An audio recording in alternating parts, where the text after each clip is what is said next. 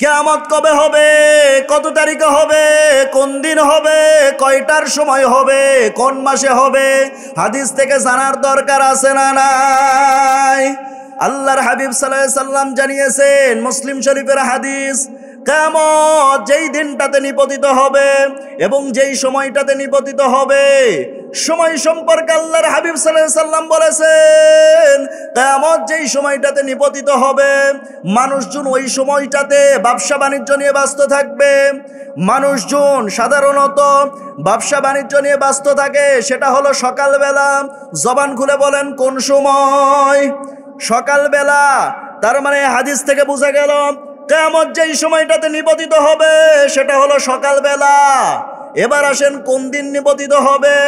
আল্লাহর হাবিব সাল্লাল্লাহু আলাইহি সাল্লাম ওই একই হাদিসের মধ্যে জানিয়েছেন কিয়ামত যে দিনটাতে নিপতিত হবে সেটা হলো জুমাবার। এবার আসেন কোন মাসে নাজিল হবে? এই সম্পর্কে দুইটা হাদিস পাওয়া যায়। দুইটা হাদিসের দুইটাই মত অবশ্য সনদ দুর্বল রয়েছে। দুইটা মাসের কথা পাওয়া যায় হাদিসের মধ্যে। এক নম্বরে যে মাসের কথা পাওয়া গিয়েছে সেটা হলো মুহররম মাস, আর দ্বিতীয় নম্বরে যেটা পাওয়া গিয়েছে সেটা হলো রমজান মাস। হয়তো দুইটার কোনো একটা মাসেই মহান আল্লাহ পাক কিয়ামত নিপতিত করবেন। আমার মুসলমান ভাইয়েরা, এবার আসেন কত সালে কিয়ামত নাজিল হবে, কত সালে কিয়ামত নিপতিত হবে? আল্লাহর হাবিব সাল্লাল্লাহু আলাইহি সাল্লাম এই সাল সম্পর্কে নির্দিষ্টভাবে কোনো কিছু তিনি বলেন নাই, তবে কিয়ামতের আলামতগুলো তিনি দিয়েছেন। যেই সমস্ত কর্মকাণ্ডগুলো দুনিয়াতে ঘটে যাওয়ার পরে কিয়ামত নিপতিত হবে, আল্লাহর হাবিব সাল্লাল্লাহু আলাইহি সাল্লাম সেই আলামতগুলো বলেছেন। আর এই আলামতকে গবেষণা করতে নিয়ে মদিনার কোন একটা মসজিদের ইমাম তিনি একটা বই লিখেছেন। বইটির নাম দিয়েছেন নেহাতুল আলামাত। ধেয়ে আসছে কিয়ামত। কি ধেয়ে আসছে? কিয়ামত ধেয়ে আসতেছে। তিনি সেই বইটি লিখেছেন। সেই বইয়ের মধ্যে তিনি কিয়ামতের আলামত টেনেছেন, একটা নয়, দুইটা নয়, 141টা আলামত টেনে এনেছেন। আল্লাহু আকবার। 141টা আলামত তিনি টেনেছেন। এই আলামতকে তিনি দুই ভাগে ভাগ করেছেন। একটাকে করেছেন আলামতে আসগর, আর একটাকে করেছেন আলামতে আকবর। আলামতে আসগর তথা ছোট আলামত, আর আলামতে আকবর তথা বড় আলামত। ছোট আলামত এবং বড় আলামত, এই দুইটা আলামতে তিনি ভাগ করেছেন। এই ছোট আলামত আর বড় আলামতের মধ্যে তিনি বলেছেন 131টা হলো ছোট আলামত আর 10টা হলো বড় আলামত। এই 10টি আলামত সম্পর্কে আজকে আলোচনা করার চেষ্টা করব। এই 10টি আলামত এত গুরুত্বপূর্ণ আলামত যা আমাদের উপরে এখন মোটামুটি নিপতিত হতে চলেছে। এই 10টি আলামতের 1 নম্বর আলামত হতেছে দাজ্জালের আগমন। জবান খুলে বলেন কার আগমন? দাজ্জাল আগমন করবে।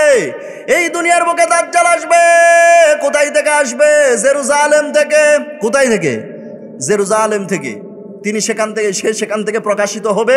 প্রকাশিত হয়ে মানুষের সামনে কখনো সে নিজেকে খোদা বলে দাবি করবে, আবার কখনো সে নিজেকে নবী বলে দাবি করবে। কথা বোঝা যায়? কখনো খোদা বলে দাবি করবে, কখনো সে নিজেকে নবী বলে দাবি করবে। আল্লাহর হাবিব সাল্লাল্লাহু আলাইহি সাল্লাম জানিয়েছেন দাজ্জাল এই জেরুজালেম শহর থেকে আসবে। দাজ্জাল যখন এই জেরুজালেম শহর থেকে প্রকাশিত হবে, দাজ্জাল প্রকাশিত হওয়ার পূর্বে আরেকটা ঘটনা ঘটবে। সেটা হলো ইমাম মাহদী আলাইহিস সালাতু ওয়াস সালাম আসবেন। ইমাম মাহদী আলাইহিস সালাতু ওয়াস সালামের আগমনের পূর্বে তারা পূর্বে আরেকটা গুরুত্বপূর্ণ ঘটনা ঘটবে। সেটা হলো, যেই ঘটনাটি ঘটবে সেটি হলো ইমাম মাহদী আলাইহিস সালাতু ওয়াস সালামের আগমনের পূর্বে মালহামার যুদ্ধ হবে। এই মালহামার যুদ্ধটা খুবই ভয়ানক একটি যুদ্ধ। এই যুদ্ধটা সম্পর্কে আল্লাহর হাবিব সাল্লাল্লাহু আলাইহি সাল্লাম জানিয়েছেন এই যুদ্ধে যত মানুষ অংশগ্রহণ করবে, আল্লাহর হাবিব সাল্লাল্লাহু আলাইহি সাল্লাম জানিয়েছেন 99% মানুষ এই যুদ্ধের মধ্য দিয়ে মারা যাবে। পড়েন নাউজুবিল্লাহ। কত পার্সেন্ট মানুষ? 99% মানুষ। গোটা পৃথিবীতে এখন যদি 700 কোটি মানুষ থাকে, ওই যুদ্ধের মধ্য দিয়ে 693 কোটি মানুষ মারা যাবে। বেঁচে থাকবে মাত্র 7 কোটি মানুষ। কত কোটি মানুষ? 7 কোটি মানুষ। আমার মুসলমান ভাইয়েরা, এই 693 কোটি মানুষ যখন মারা যাবে, সেই শেষ সময়ের দিকে ইমাম মাহদী আলাইহিস সালাতু ওয়াস সালামের আগমন ঘটবে। ইমাম মাহদী আলাইহিস সালাতু ওয়াস সালাম এই ঝড়ডাঙ্গা পৃথিবীতে 7.5 বছর নেতৃত্ব দেবেন। এই 7.5 বছর নেতৃত্ব দেবার পরে এরপরেই প্রকাশিত হবে দাজ্জালের। দাজ্জাল যখন প্রকাশিত হবে, দাজ্জাল যখন প্রকাশিত হলো, প্রকাশ হবার পরে এই দাজ্জালকে হত্যা করার জন্য মহান আল্লাহ পাক হযরত ঈসা আলাইহিস সালাতু ওয়াস সালামকে পাঠিয়ে দেবেন। তিনি আসবেন বাইতুল মুকাদ্দাসে। আর ইমাম মাহদী আলাইহিস সালাতু ওয়াস সালাম প্রকাশিত হবেন কিভাবে? জেরুজালেম থেকে যখন জালিমগণ বাহরাইন শহর হয়ে ঘুরে আসবে, ঘুরে এসে যখন কাবাগর ধ্বংস করতে আসবে, তখনই সেখানে সেই বাহরাইন শহর থেকে ইমাম মাহদী আলাইহিস সালাতু ওয়াস সালাম ওই জালেম গোষ্ঠীকে প্রতিহত করে সেখান থেকেই তার ইমামতি কায়েম হয়ে যাবে। বলেন সুবহানাল্লাহ। আমার মুসলমান ভাইয়েরা, এবার যখন ঈসা আলাইহিস সালাতু ওয়াস সালাম বাইতুল মুকাদ্দাসে আসলেন, আসার পরে তিনি কি করবেন? ইমাম মাহদী আলাইহিস সালাতু ওয়াস সালামকে তিনি সেখানে দেখতে পাবেন। ইমাম মাহদী আলাইহিস সালাতু ওয়াস সালামকে যখন সেখানে তিনি দেখতে পাবেন, ইমাম মাহদী আলাইহিস সালাতু ওয়াস সালামকে তিনি বলবেন আপনি সামনে যান। প্রথমে ঈসা আলাইহিস সালাতু ওয়াস সালামকে ইমামতির জন্য সামনে পাঠিয়ে দেওয়ার জন্য বলা হবে, কিন্তু ঈসা আলাইহিস সালাতু ওয়াস সালাম যেতে চাইবেন না। উম্মতে মুহাম্মদীর প্রতি সম্মান দেখিয়ে তিনি হযরত ইমাম মাহদী আলাইহিস সালাতু ওয়াস সালামকে সামনেই ঠেলে দেবেন। পড়েন সুবহানাল্লাহ। সেখান থেকে হযরত ঈসা আলাইহিস সালাতু ওয়াস সালামের নেতৃত্ব কায়েম হয়ে যাবে। তিনি দাজ্জালকে গোটা পৃথিবীতে 40 দিন পর্যন্ত দাওরানি দেবেন। দাজ্জাল এইদিকে কি করবে? দাজ্জাল এইদিকে এসে মানুষের কাছে যখন প্রকাশিত হবে, এসে বলবে আমি খোদা, কখনো কারো কাছে বলবে নবী। এইভাবে মানুষকে যখন ধোঁকা দিতে থাকবে, মানুষকে ধোঁকা দেওয়ার সময় কি হবে? কিছু কিছু মানুষগুণ তার কথা বিশ্বাস করবে, বাস্তবে বিশ্বাস করবে সে নবী, বাস্তবে বিশ্বাস করবে সে খোদা। মানুষজন যা চাইবে দাজ্জাল তাকে তাই দেবে। কিন্তু মুমিন যারা, মুমিনগণ দেখতে পাবে দাজ্জালের কপালের উপর সুন্দর করে লিখে দেওয়া আছে কাফারো তথা কাফির। কপালের উপর সুন্দর করে লিখে দেওয়া থাকবে কাফির। আমার মুসলমান ভাইয়েরা, ইমাম মাহদী আলাইহিস সালাতু ওয়াস সালাম এরপরে দাজ্জালের আগমন। দাজ্জাল যখন প্রকাশ হলো, মানুষকে ধোঁকা দিতেছে, এই দাজ্জালকে দাওরানি দিতে দিতে একটা পর্যায়ে হযরত ঈসা আলাইহিস সালাতু ওয়াস সালাম গোটা পৃথিবীতে ঘুরতে ঘুরতে গিয়ে বর্তমান প্যালেস্টাইনের কোন একটা জায়গাটার নাম হচ্ছে বাবেলুত। জায়গার নাম কি? বাবেলুত। এই বাবেলুত নামক জায়গায় হযরত ঈসা আলাইহিস সালাতু ওয়াস সালাম এই দাজ্জালকে হত্যা করে ফেলবেন। দাজ্জালকে যখন হত্যা করে ফেলবেন, দাজ্জালকে হত্যা করবেন যেই জায়গায়, সেটা হলো বাবেলুত। সেটি এখন রয়েছে তেল আবিব শহর তথা ইসরায়েলের রাজধানীর নাম হলো তেল আবিব। এই তেল আবিব শহর থেকে মাত্র 15 কিলোমিটার দূরে। কত কিলোমিটার? মাত্র 15 কিলোমিটার দূরে এই জায়গাটা, যে জায়গায় দাজ্জালকে হযরত ঈসা আলাইহিস সালাতু ওয়াস সালাম হত্যা করে ফেলবেন, সেই জায়গাটা মাত্র তেল আবিব শহর থেকে 15 কিলোমিটার দূরে। আমার মুসলমান ভাইয়েরা, এই দাজ্জালকে যখন হত্যার সময় হয়ে যাবে, দাজ্জালকে সেখানে হত্যা করা হবে। কিন্তু দাজ্জালের কিছু সফর সঙ্গী থাকবে, দাজ্জালের পক্ষে কিছু কাজ করবে। এই দাজ্জালের পক্ষে যারা কাজ করবে তাদের মধ্যে 2টা গোষ্ঠী রয়েছে। 1 নাম্বার যেই জাতি, সেটা হলো ইহুদি জাতি, আর 2 নম্বরে হচ্ছে এক শ্রেণীর মহিলা জাতি। এই ইহুদি জাতি দাজ্জালকে সবচাইতে বড় সাহায্য করবে। এই জন্য দাজ্জালকে সহযোগিতা করার জন্য ইহুদিরা এখনই চক্রান্ত করে মুসলমান যুবকদের ঈমান ধ্বংস করে ফেলতেছে। কথা বলেন ঠিক কিনা? আমার মুসলমান ভাইয়েরা, আর দাজ্জালের বাধা হবে সবচাইতে বড়, সেটা হলো এক শ্রেণীর ধার্মিক যুবক। কারা হবে? ধার্মিক যুবক। আল্লাহর হাবিব সাল্লাল্লাহু আলাইহি সাল্লাম জানিয়েছেন, এই দাজ্জালের মোকাবেলা করার জন্য পূর্ব অঞ্চল থেকে এক শ্রেণীর যুবক আসবে, যারা কি করবে? কালো পতাকাবাহী হবে। কি পতাকাবাহী হবে? কালো পতাকাবাহী হবে। এটা পূর্ব অঞ্চল মূলত এই যে Iran, Pakistan, Afghanistan, Turkmenistan, Uzbekistan, Kyrgyzstan, Kazakhstan, এই অঞ্চলটা থেকে মূলত এই কালো পতাকাবাহী যুবকগুলো বের হবে। মুহাদ্দিসগণ গবেষণায় যেটা বলছেন, এই অঞ্চলটা থেকেই মূলত এই কালো পতাকাবাহী যুবকরা বের হবে, ধার্মিক যুবকগুলো। আমার মুসলমান ভাইয়েরা, এই জন্য এখন ইহুদিরা চক্রান্ত করতেছে। কিভাবে মুসলমানদের ঈমান ধ্বংস করা যায়, মুসলিম যুবকদের ঈমান কিভাবে ধ্বংস করা যায়, সেই চক্রান্ত ইহুদিরা চালাচ্ছে। আর সেই চক্রান্তকে সঙ্গে করে নিয়ে তারা 10টা প্রক্রিয়া মোটামুটি চালিয়েছে। কয়টা প্রক্রিয়া? 10টা। আমি এটা মোটামুটি পড়াশোনা করে বের করে নিয়েছি। মোটামুটি তারা 10টা চেষ্টা চালাচ্ছে মুসলিম যুবকদেরকে ধ্বংস করে দেওয়ার জন্য। নাউজুবিল্লাহ বলবেন না? 1 নম্বরে যেই চক্রান্ত চালাচ্ছে সেটা হলো জীবনের লক্ষ্য উদ্দেশ্য থেকে সরিয়ে দিয়েছে। আমাদের লক্ষ্য উদ্দেশ্য কি? আল্লাহ রাব্বুল আলামিন বলেন, ওয়ামা খালাকুতুল জিন্না ওয়াল ইনসা ইল্লা লিয়াবুদুন। আমি মানুষ এবং জিন জাতিকে সৃষ্টি করে দিয়েছি। কেন কেন কেন সৃষ্টি করেছি? তাদেরকে সৃষ্টি করার কারণ হচ্ছে তারা শুধুমাত্র কেবলমাত্র আমার ইবাদত করবে, আমার দাসত্ব করবে, আমার গোলামি করবে। বলেন সুবহানাল্লাহ। আমার মুসলমান ভাইয়েরা, এইটা হলো আমাদের লক্ষ্য উদ্দেশ্য। কিন্তু বর্তমান যুব সমাজের দিকে তাকান, তাদেরকে যদি জিজ্ঞেস করা হয় তোমাদের লক্ষ্য উদ্দেশ্য কি, কেউ বলবে একটা সরকারি চাকরি, কেউ বলবে আমি ডাক্তার হতে চাই, কেউ বলবে আমি ম্যাজিস্ট্রেট হতে চাই। কিন্তু একজন যুবককে আপনি একথা বলতে শুনবেন না যে ওই যুবকের লক্ষ্য উদ্দেশ্য হচ্ছে জান্নাত। তার মানে ইহুদিরা চক্রান্ত করে এখন মুসলিম যুবকদেরকে লক্ষ্য উদ্দেশ্য থেকে সরিয়ে দিয়েছে। কথা বলেন ঠিক কিনা? আমার মুসলমান ভাইয়েরা, 2 নম্বরে মুসলিমদেরকে নষ্ট করার জন্য 2 নম্বরে যেটা করেছে সেটা হলো যুবকদেরকে এখন শারীরিক শক্তি নষ্ট করে দিয়েছে। আগের যুগের দাদার দিক নানাদের দিকে তাকান, তারা যে পরিমাণ শক্তিশালী ছিল যুবক বয়সে, এখনকার যুবকরা কি সেই রকম শক্তিশালী আছে? নাই। বাস্তব প্রমাণ, আমার একটা মুসল্লি ছিল, মারা গিয়েছে বেচারা। তিনি একজন সাবেক মেম্বার ছিলেন। তিনি কি করতেন, তার একটা নিচু জমি ছিল, সেই জমিটাকে তিনি উঁচু করার জন্য, মাটিতে ভরাট করার জন্য তিনি কি করতেন, তার আমাকে বলতেছে, হুজুর আমি প্রত্যেক দিন একসাথে যদি বেশি করে মাটি বহন করতে যাই তাহলে আমি আর পারি না, বয়স হয়ে গিয়েছে, শরীর কুলায় না। এই জন্য আমি কি করি, প্রত্যেক দিন কাঁধে করে 20 ভার করে মাটি বহন করে এনে সেই গর্তটা পূরণ করি।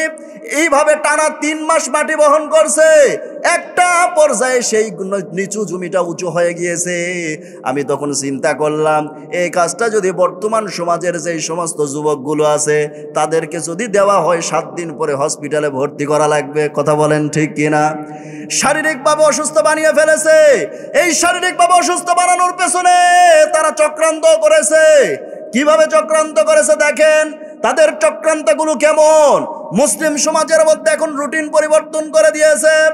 আল্লাহর হাবিব সাল্লাল্লাহু আলাইহি ওয়াসাল্লাম নির্দেশ দিয়েছে, তোমরা তাড়াতাড়ি ঘুমাতে যাও, তাড়াতাড়ি ঘুম থেকে ওঠে, এটা তোমাদের জন্য কল্যাণকর। আর ইহুদিরা এমনভাবে চক্রান্ত করেছে, যুবকরা এখন দেরিতে ঘুমাতে যায়, দেরিতে ঘুম থেকে উঠে, আছে না নাই? সারাটা রাত ধরে চ্যাটিং করে, ফজরের সময় ঘুমায়, 12টা পর্যন্ত ঘুমায়, 12টার দিকে উঠে, এরকম যুবক আছে না নাই? এইরকম ঘুম জেগে জেগে নিজের শরীরটাকে শেষ করে ফেলেছে। এটা ছিল ইহুদি খ্রিস্টানদের চক্রান্ত। আমার মুসলমান ভাইয়েরা, একটু খেয়াল করেন, কতটা গুরুত্বপূর্ণ কথা। মুসলিমদের শরীরের শক্তিকে কমায় দেওয়ার জন্য তারা এই চক্রান্তটা করেছে। ফজরের নামাজের সময় তারা উঠতে দেয় না। ফজরের নামাজের সময় উঠলে কল্যাণ না ক্ষতি? কেমন কল্যাণ হবে? একজন খ্রিস্টান বিজ্ঞানী গবেষণা করে দেখেছেন। তিনি গবেষণা করে দেখেছেন, এই যে ফজরের সময় মুসলিমরা এত কষ্ট করে ঘুম জেগে উঠে, ওঠার পরে ফজরের সালাত আদায় করে, এত কষ্ট করে যে ফজরের সালাত আদায় করে, এটা তো সকাল 10টার দিকেও পড়তে পারত। এই কনকনে শীতের রাতে এত কষ্ট করে কেন উঠে, এত কষ্ট কেন তারা করে?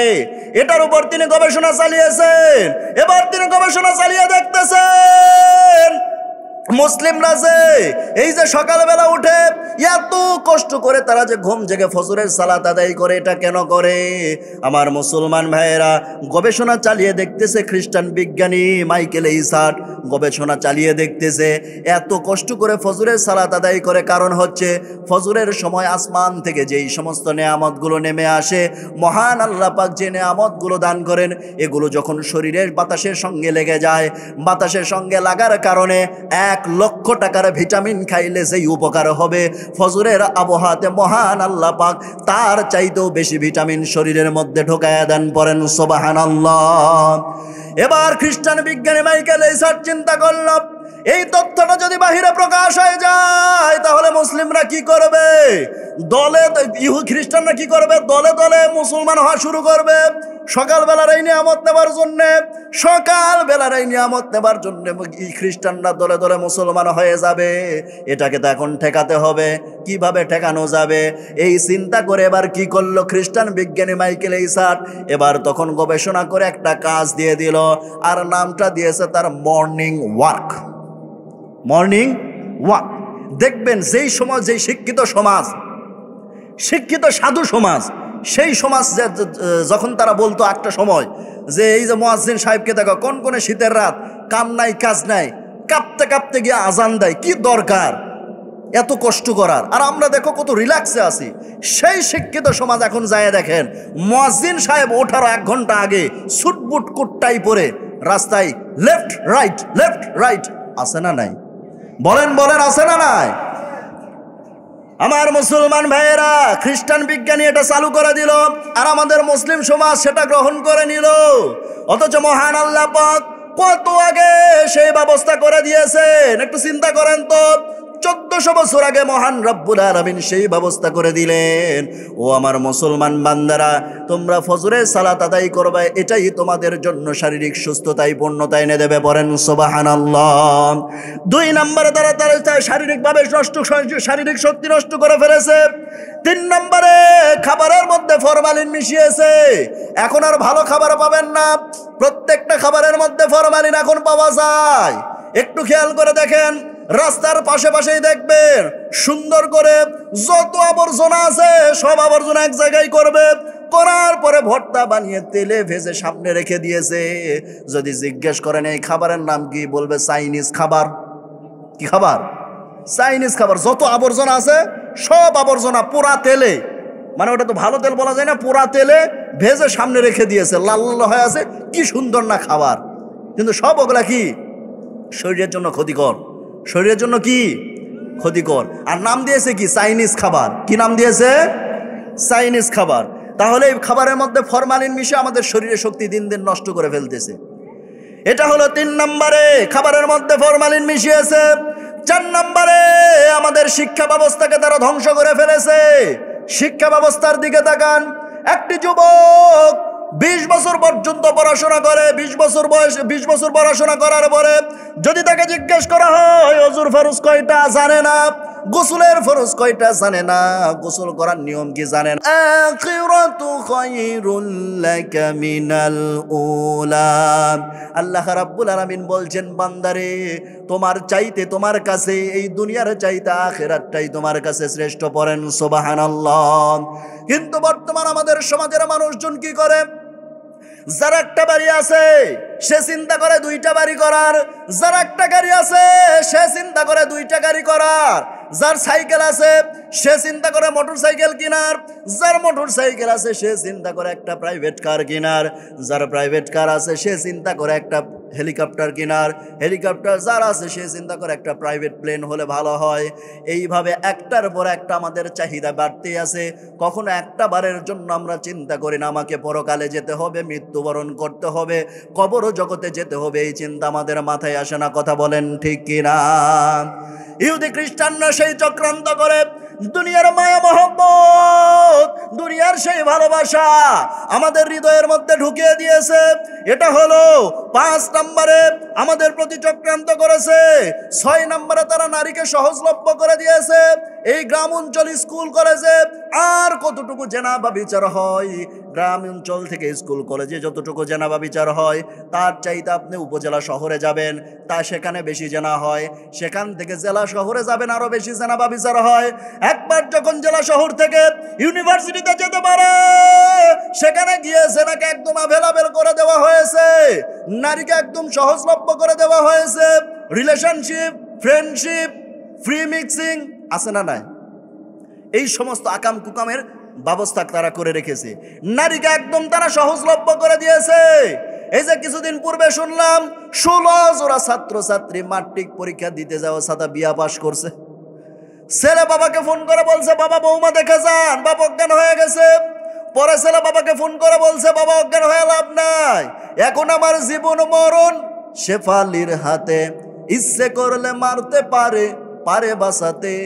এখন আমার জীবন মরণ সুইটির হাতে, নাম কি আবার সুইটি, বিউটি, মিম জিম লিটুন যতুন খতন এগারা পাগারা সেরাগালি সন্দেশ টেট্টুন পলেস্টার সুতি টাঙ্গালি জামদানি খামদানি আমদানি রপ্তানি, মানে নামের বেলায় আমরা কি যে রাখি ও জিনিস আল্লাহ ছাড়ার কেউ জানে না। কথা বলেন ঠিক কিনা? আমার মুসলমান ভাইয়েরা, কথা বেড়ে যায়। হাদিসের মধ্যে এসেছে মহান আল্লাহ পাকের কাছে দুইটা নাম সবচাইতে প্রিয়। এক নাম্বার হচ্ছে আব্দুল্লাহ, আর দুই নাম্বার হচ্ছে আব্দুর রহমান। কিন্তু সে আব্দুল্লাহ নাম নিয়ে ঠাট্টা হয় কি হয় না? কোন পুরুষের যদি একটু সতর্কহীন হয়ে যায় তাহলে বলবে তোর আব্দুল্লাহ সামাল আছে না নাই। মেয়েদের নামের দিকে তাকান, মেয়েদের নামের কি অবস্থা? মেয়েদের কাছে বড় নাম পছন্দ হয় না, যত ছোট নাম তত তাদের ভালো লাগে। 3 অক্ষরের নাম সূচনা, এটাও নাকি তাদের কাছে বড় হয়ে গিয়েছে। 3 অক্ষরের নাম কেটে 2 অক্ষরের নাম দিয়ে নাম রেখে দিয়েছে সুসি। কি নাম? সুসি। শুধু কি মেয়েদের নাম ছোট হয়েছে? মেয়েদের নামের সাথে সাথে এখন মেয়েদের পোশাকগুলো ছোট হয়ে গিয়েছে। অথচ আল্লাহ রাব্বুল আলামিন বলেন وقرن في بيوتكن ولا تبرجن تبرج الجاهلية الأولى। সূরা আহজাব 22 নম্বর পারা 1 নম্বর পৃষ্ঠার 4 নম্বর লাইনের 33 নম্বর আয়াত। এটা আল্লাহ পাক জানিয়েছেন, হে মেয়েরা তোমরা ঘরের পরিবেশে থাকবে, বাহিরে যাবে না। বাহিরে যদি যেতে চাও জাহেলি যুগের মেয়েদের মতো রূপ সৌন্দর্য প্রদর্শন করে বের হবে না। হুকুম টাকার, জবান খুলে বলেন কার হুকুম? আমার মুসলমান ভাইয়েরা, অথচ মেয়েরা যখন বাহিরে আসে কম সাজে না বেশি সাজে? বেশি সাজে। এই সাজের উপর গবেষণা করে পেয়েছি, মেয়েরা যে সাজে এই সাজটা সাজে মোটামুটি 5 দিন। কয়দিন? 5 দিন। 1 নম্বরে পহেলা বৈশাখের দিন, 2 নম্বরে 31 নাইট 31শে ডিসেম্বর। কম সাজে না বেশি সাজে? বেশি সাজে। 3 নম্বরে 14ই ফেব্রুয়ারির দিন কম সাজে না বেশি সাজে? বেশি সাজে। 4 নম্বরে ঈদের দিন কম সাজে না বেশি সাজে? অবশ্যই সাজবেন মা বোনেরা, সাজবেন না কেন? অবশ্যই সাজবেন। কিন্তু আপনার সাজ দেখার অধিকার শুধুমাত্র কেবলমাত্র আপনার স্বামীর, দ্বিতীয় কোনো পুরুষের নাই। এ হলো 4 নম্বরে মেয়েরা ঈদের দিন সাজে। আর 5 নম্বরে যেই দিন সাজে সেটা হলো কোনো বিবাহ অনুষ্ঠানে গেলে। আজকালকার বিবাহ অনুষ্ঠানগুলোতে গিয়ে দেখবেন যেন মনে হবে কাজের মহিলা বাদ দিয়ে সবগুলোর বিয়ে একসাথে। ঠিক না বেঠিক? মা মাসি খালা পিসি কিছু দেখার দরকার নাই, পাইকারি দরে সাজতেছে, বিবেচনা পর্যন্ত নাই। আমার মুসলমান ভাইয়েরা, আমার বন্ধুগণ, মেয়েরা যে সাজে আরেকটা দিন খুব সাজে, সেটা হলো যেদিন মার্কেটে যাবে। মার্কেটে যেদিন যাবে, যাওয়ার দিন পাইকারি দরে সাজতেছে। স্বামীর 2 চোখ দিয়ে লেবুর রসের মতো টপ টপ করে পানি পড়তেছে। স্ত্রী বলতেছে হ্যাঁ গো, স্ত্রী বলতেছে হ্যাঁ গো কাঁদো কেন? এবার স্বামী বলতেছে তোমার সাজ দেখে মনে হচ্ছে তুমি কোথাও যাবা। স্ত্রী বলতেছে হ্যাঁ ঠিকই ধরেছো, আমি একটু মার্কেটে যাব। স্বামী বলতেছে এই জন্যই তো কাঁদতেছি। এবার স্ত্রী ডাক দিয়ে বলতেছে মার্কেটে যেতেছি, তোমাকে কাঁদতে হবে না। এবার স্বামী বলতেছে তাহলে বাচ্চাকে সঙ্গে করে নিয়ে যাও। এবার স্ত্রী ডাক দিয়ে বলতেছে বাচ্চাকে সঙ্গে করে যে মার্কেটে নিয়ে যাব, মার্কেটে যে ভিড়, ওই ভিড়ের মধ্যে যদি বাচ্চা পড়ে ও চাপে মারাই যাবে। আচ্ছা মুসলমান জবাব দেবেন, যেই চাপে পড়লে বাচ্চা মরবে সেই চাপে যে ওর বউ কোলবালিশ হবে, সে কথা কি খেয়াল ছিল না? বলেন বলেন, খেয়াল ছিল না? আমার মুসলমান ভাইয়েরা, এবার স্বামী বলতেছে তাহলে সন্তানকে দুধ খাওয়াবে কে? হাতের মধ্যে একখান ফিডার ধরিয়ে দে, বলছে তুমি খাওয়াও। এবার হাইব্রিড জাতের লিপস্টিক মেখে ঢং ঢং করে মার্কেটে যায়। যাওয়ার পরে একদম দোকানদারের সামনে বসবে। বসার পরে পায়ের উপর পা তুলে দিয়ে বসে ডাক দিয়ে বলবে ভাইয়া একটা শাড়ি দেখানো যাবে কি? মানে এমন ভাবে বলবে মদ মাখরা সিফাত বাগুন্না বেগুন্না ওয়াজিব গুন্না কোনোটা ভুল নাই, সব সহি শুদ্ধ আদায়। ভাইয়া একটা শাড়ি দেখানো যাবে কি? দোকানদারও কম না, ওয়াকখান শাড়ি বের করে নিজের গায়ে লটকায় দিয়ে বলতেছে আপা এই শাড়িটা না আপনাকে দারুণ মানাবে। মানে ওটা আরেক লম্পট, ওইটা কি আরেক লুচ্চা। আমার মুসলমান ভাইয়েরা যে কথা বলতেছিলাম, তাহলে ইহুদি খ্রিস্টানরা চক্রান্ত করে নারীদেরকে সহজলভ্য করে দিয়েছে। এটা হলো 6 নম্বর। 7 নম্বরে যেটা করেছে সেটা হলো ইসলামের মধ্যে এখন ফিতনা সৃষ্টি করে দিয়েছে, দল বিদলে বিভক্ত করে দিয়েছে, এক আলেমের বিমুখে আরেক আলেম দাঁড় করিয়ে দিয়েছে। এগুলো ইহুদি খ্রিস্টানদের চক্রান্ত। কার চক্রান্ত? ইহুদি খ্রিস্টানদের চক্রান্ত। আচ্ছা, আপনাদের এত আওয়াজ এত আসতে কেন? ভয় পাচ্ছেন নাকি এখনো? সেই দিন এখনো আছে? আছে আছে, এখনো কি সেই দিন আছে? আজকে মুসলমানদের আওয়াজ কম, আজকে মুসলমানদের হিম্মত ছোট। আজকে যদি মুসলমান আবারও খালিদ বিন ওয়ালিদের মতো, তারিক বিন জাহাদের মতো, মাহমুদ গজনবীর মতো, হুসাইন আহমদ মাদানির মতো আজকে যদি মাত্র 5 জন লোক সমাবেত হতে পারি, আল্লাহর কসম দুনিয়ার সমস্ত বাতিল শক্তি মুসলমানদের পায়ে সেজদায় লুটিয়ে পড়তে বাধ্য। কথা বলেন ঠিক কিনা? কিন্তু আজকে আমাদের সেই মুখের আওয়াজ, সেই বুকের হিম্মত, সেই ইমানি তাগতি, সেই ইমানি চেতনা, সেই ইমানি উদ্দীপনা, সেই অটল অবিচল, সেই দানবীর আজকে আমাদের মধ্যে অভাব। যার কারণে আজকে আমেরিকার আমাদের দিকে তাকানোর ক্ষমতা রাখে, যার কারণে আজকে প্যালেস্টাইন মুসলিমদের উপর ইসরায়েলরা হামলা করার সাহস পায়। ও মুসলমান, এসে যাও, আবার খালিদ বিন ওয়ালিদের ভূমিকা আবার পালন করো। আল্লাহর কসম দুনিয়ার সমস্ত বাতিল শক্তির সাথে ইসরায়েলরাও মাথা নত করে ফেলবে। কথা বলেন ঠিক কিনা? সম্মানিত হাজিরিন, অত্যন্ত আফসোসের সাথে বলতে হয়, আমরা যখন সামনের দিকে এগোতে থাকি প্রত্যেকটা পদে পদে বাধা আছে না নাই? প্রিয় মুফাসসির একটা আফসোস করে কথা বলেছিলেন, বরবাদ গুলিস্তা কে লিয়ে কি উল্লু কাফি হে, লেকিন গুলিস্তা কো হাট 60 বার উল্লু বাইচে হে, ফির अंजाम में गुलिस्ता को क्या होगे। একটা ফুল বাগানকে ধ্বংস করার জন্য একটা হুতুম পেঁচা যথেষ্ট, কিন্তু হুতুম পেঁচা বসে গেছে প্রত্যেক ডালে ডালে, শাখায় শাখায়। ফুল বাগানের নসিবে কি আছে আল্লাহ ছাড়া কারো জানে নাই। কথা বলেন ঠিক কিনা? আপনারা হিসাব মিলায় দেখেন, বাংলাদেশে যে রেল লাইন দেখতেছি এটা কাদের অবদান? ব্রিটিশদের অবদান। ঢাকা ইউনিভার্সিটির কাদের অবদান? ব্রিটিশদের অবদান। চট্টগ্রাম ইউনিভার্সিটির কাদের অবদান? পাকিস্তানের অবদান।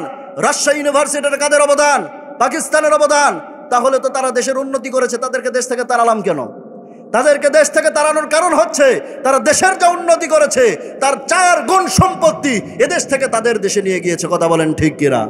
ঠিক তেমন করে বর্তমান সময় এক শ্রেণীর লোক বলছে, আমরা ঘরে ঘরে বিদ্যুৎ পৌঁছেছি, আমরা ব্রিজ করেছি, কালভার্ট করেছি, কিন্তু একদা অতিবালকের মতো স্পষ্ট তারা দেশের যা উন্নতি করেছে তার 10 গুণ সম্পত্তি এদেশ থেকে তারা বিদেশে পাচার করে নিয়ে গিয়েছে। কথা বলেন ঠিক কিনা? সম্মানিত হাজিরিন, সুতরাং আমাদের তাদেরকে রুখে দেবার দরকার আছে না নাই? অবশ্যই তাদেরকে রুখে দিতে হবে।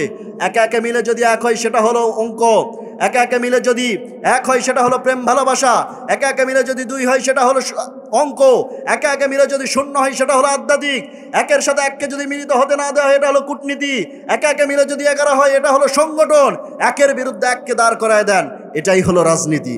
এটাই কি রাজনীতি? মাঝখানে ঢাকা বিশ্ববিদ্যালয়ের বিরুদ্ধে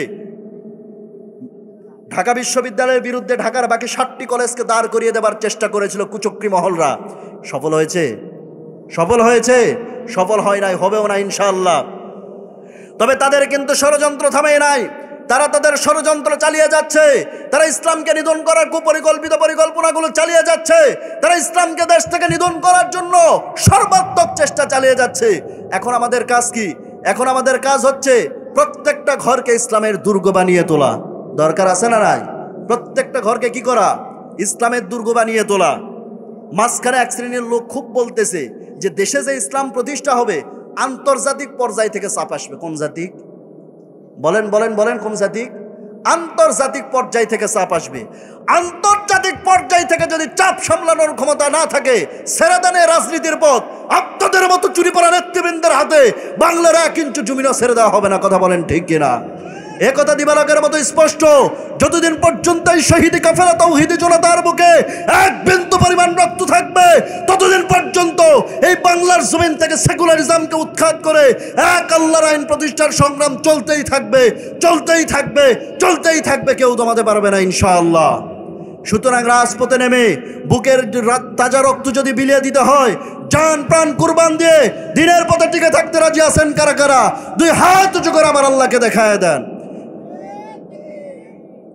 আল্লাহ তাআলা আমাদের প্রত্যেকের হাতকে কবুল করে নেন, পড়ছি আমিন। সম্মানিত হাজিরিন, যে কথা বলতেছিলাম 7 নম্বরে, তাহলে তারা কি করছে? ইসলামের মধ্যে ফিতনা সৃষ্টি করতেছে। একজন আলেম আর একজন আলেমকে সহ্য করতে পারে না। এই যে চক্রান্ত, এটা কাদের চক্রান্ত? ইহুদিদেরই চক্রান্ত।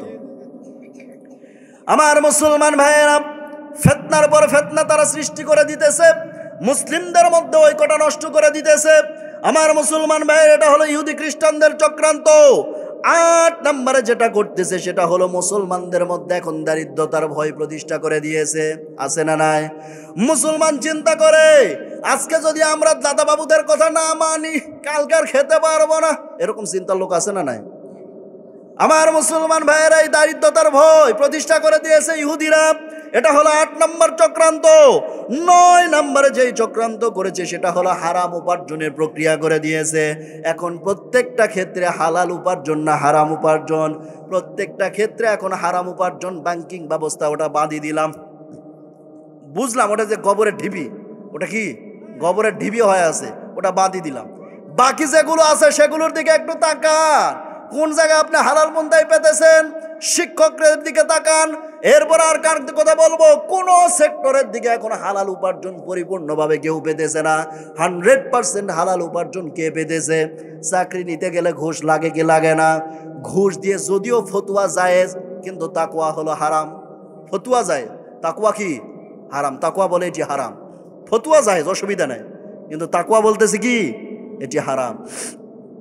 তাহলে প্রত্যেকটি সেক্টরে এখন হারাম উপার্জনের ব্যবস্থা ইহুদি খ্রিস্টানরা চক্রান্ত করে চালিয়ে দিয়েছে। আর 10 নম্বরে যেটা করেছে সেটা হলো আইডল পরিবর্তন করে দিয়েছে, আছে না নাই? মুসলিম সমাজের মধ্যে মুসলিম যুবকদেরকে যদি জিজ্ঞেস করা হয়, সেদিন এক যুবককে দেখলাম এই সাইডেও চুল নাই, এই সাইডেও চুল নাই, পেছনেও চুল নাই, চতুর্দিকে কেটে মাঝখানে দক্ষিণ তালপট্টির দ্বীপ বানাই রেখে দিয়েছে। জিজ্ঞেস করা হলো এটা কার কাটিং? বলছে মেসি। তারপর এটা কি নেইমার, তোমার কি কুত্তা, আছে না নাই?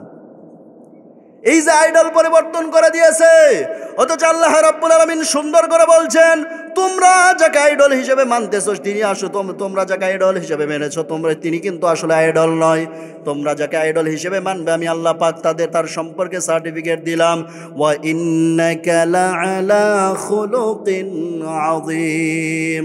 হে রাসূল, আপনি হচ্ছেন সর্বোত্তম চরিত্রের অধিকারী। পড়েন সুবহানাল্লাহ। আমার মুসলমান ভাইয়েরা, কোন কোন নবীর ক্ষেত্রে বলেছেন গোলামিন হালিম, সহনশীল বান্দা। আবার কোন কোন নবীর ক্ষেত্রে বলেছেন গোলামিন আলিম তথা জ্ঞানী বান্দা।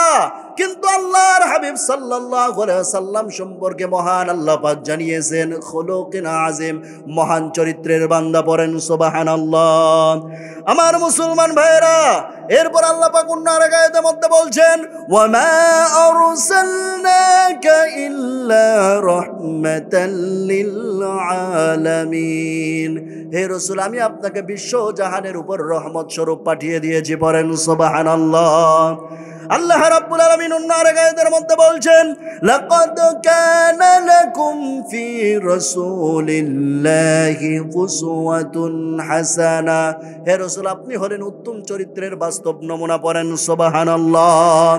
এজন্য আল্লাহ রাব্বুল আলামিন অন্য আরেক আয়াতে নির্দেশ দিয়ে বলছেন, কুল ইন কুনতুম তুহিব্বুনাল্লাহা ফাত্তাবিউনি ইউহিব্বুকুমুল্লাহু ওয়া ইয়াগফির লাকুম যুনুবাকুম ওয়াল্লাহু গফুরুর রহিম। আল্লাহ রাব্বুল আলামিন বলছেন, হে রাসূল, আপনি বলে দেন আপনার উম্মতেরা যদি কি করে, আমি আল্লাহকে ভালোবাসতে চাই, ফাত্তাবিউনি, তারা যেন আপনাকে অনুসরণ করে, ইউহিব্বুকুমুল্লাহ, তাহলে আমি আল্লাহ কি করব? আমি আল্লাহকে ভালোবাসা লাগবে না, বরং আমি আল্লাহ ওই সমস্ত বান্দাগুলোকে ভালোবাসবো।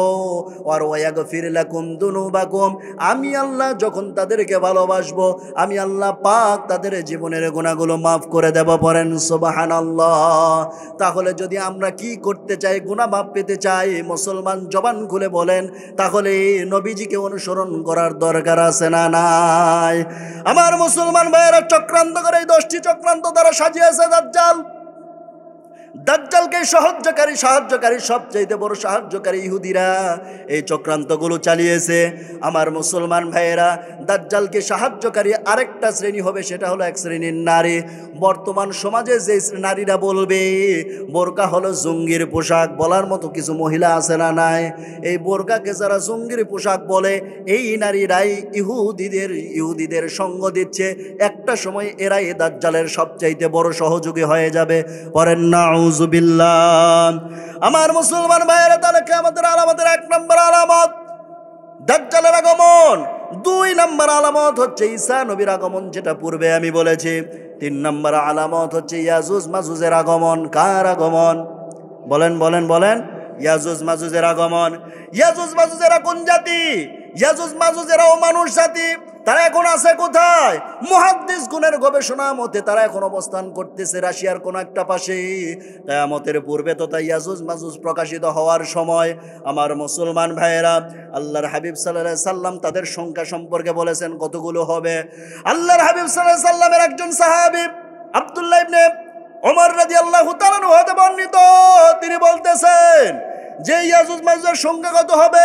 ইয়াজুজ মাজুজের সংখ্যা সম্পর্কে তিনি বলেছেন, ইয়াজুজ মাজুজের সংখ্যা হলো গোটা পৃথিবীতে যত মানুষজন আছে তার 10 গুণ হবে ইয়াজুজ মাজুজ। কত গুণ? 10 গুণ। গোটা পৃথিবীতে এখন যদি 7 বিলিয়ন মানুষ থাকে, তাহলে ইয়াজুজ মাজুজের সংখ্যা হলো 70 বিলিয়ন। কত বিলিয়ন? 70 বিলিয়ন। গোটা পৃথিবীতে এখন যদি মানুষ 700 কোটি থাকে, ইয়াজুজ মাজুজের সংখ্যা হলো 7,000 কোটি। আল্লাহু আকবার বলবেন না? তাহলে তারা এখন আছে কোথায়? তারা অবস্থান করছে কোথায়? তাদের জন্ম হলো কিভাবে? তারা তো মানুষ জাতি বুঝলাম, কিন্তু জন্ম হলো কিভাবে? কোথায় থেকে আসলো? আমার মুসলমান ভাইয়েরা, সে সম্পর্কে যদি জানতে চাই, চলে যেতে হবে নূহ আলাইহিস সালাতু ওয়াস সালামের জীবনীতে। নূহ আলাইহিস সালাতু ওয়াস সালামের 4টা ছেলে ছিল, হাম, শাম, ইয়াফাস, কেনান। কেনান তো পানিতে ডুবে মারা গেল।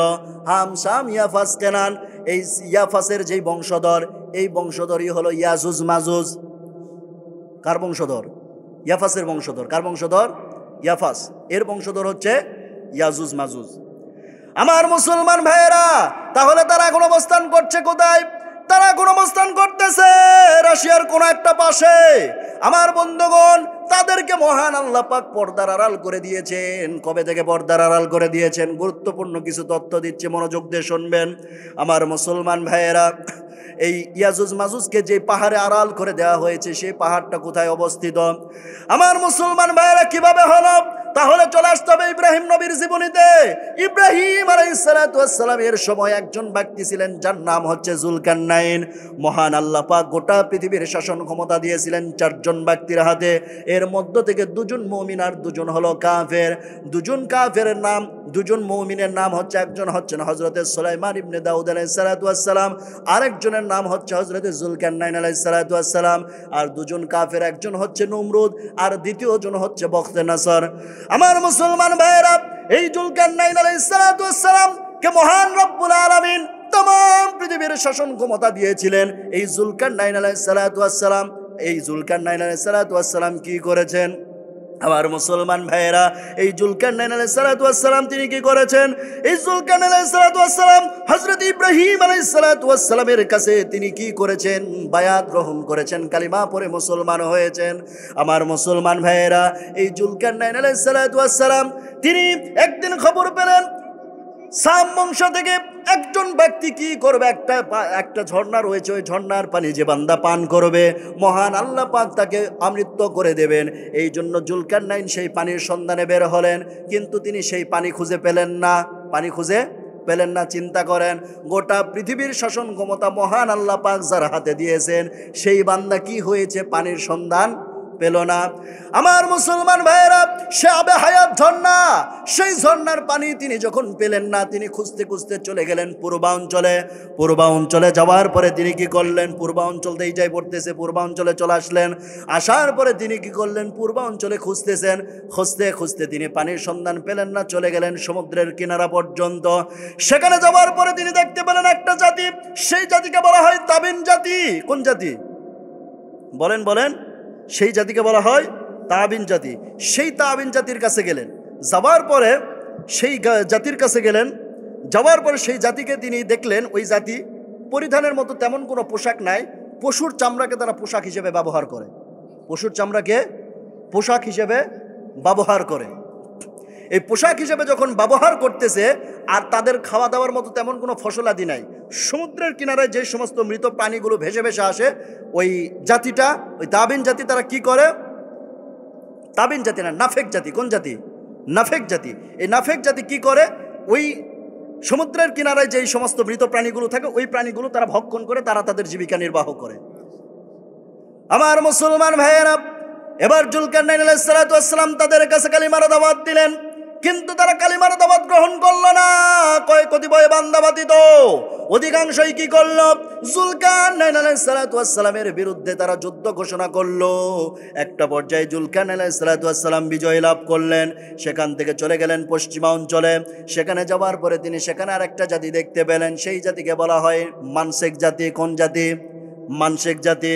এই অঞ্চলে ছিল নাফেক, ওই অঞ্চলে চলে গেল মানসেক জাতি। আমার মুসলমান ভাইয়েরা, এই মানসেক জাতি কি করত? এই মানসেক জাতি তারা তাদের আহারের জন্য ভালো কিছু শাকসবজি ছিল, কিন্তু তাদের পোশাক আশাক তেমন একটা ভালো ছিল না।